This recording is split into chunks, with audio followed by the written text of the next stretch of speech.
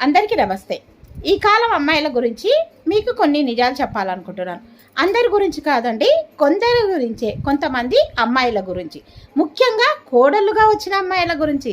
ఎందుకంటారా, ఈ కాలం అమ్మాయిలు పెళ్ళిళ్ళు చేసుకుంటున్నారు, కానీ భర్త ఒక్కడే కావాలని అనుకుంటున్నారు. అత్తమామ వద్దంటున్నారు. కారణం ఏంటి? అత్తమామ ఏమన్యం చేశారు? మీకేమో అత్తమామ గౌరవం కావాలి, అత్తమామ మర్యాదలు కావాలి, అత్తమామ గోత్రము కావాలి, అత్తమామ సంపాదించి పెట్టిన ఆస్తి కావాలి.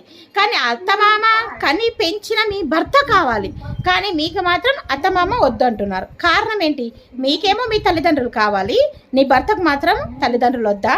ఇది ఎక్కడి న్యాయం? ఇది నీ లోపం కాదు, నిన్ను కని పెంచి పెద్ద చేసిన నీ తల్లిదండ్రులది. నీ తల్లిదండ్రులకు సంస్కారం అనేది ఉండాలి. బిడ్డ ఏ విధంగా అత్తమామ ఇంట్లో ఉండాలి, భర్తను ఏ విధంగా గౌరవించాలనేది నీ తల్లిదండ్రులు నీకు నేర్పించాలి. ముందుగా పెళ్ళైన వెంటనే అత్తమామతో ఇలా కలిసి ఉండాలి అనేది తల్లిదండ్రులు చెప్పాలండి.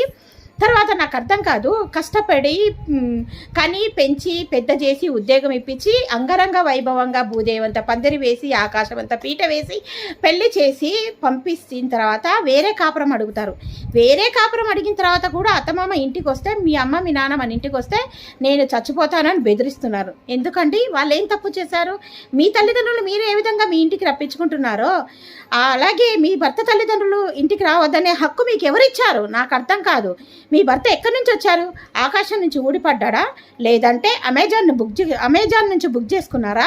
లేదంటే మీషో నుంచి ఆర్డర్ పెట్టుకున్నారా? నేను ఈరోజు చెప్తున్నాను చూడండి, అత్తమామ వద్దు అనే కోడన్లకు మీ భర్తలను మీరు అనాథ శరణాలయం నుంచి తెచ్చుకోండి. ఎందుకంటే అక్కడ అతనికి తల్లిదండ్రులు అనేది ఏముండరు, హ్యాపీగా బతికేయచ్చు. ఓకేనా?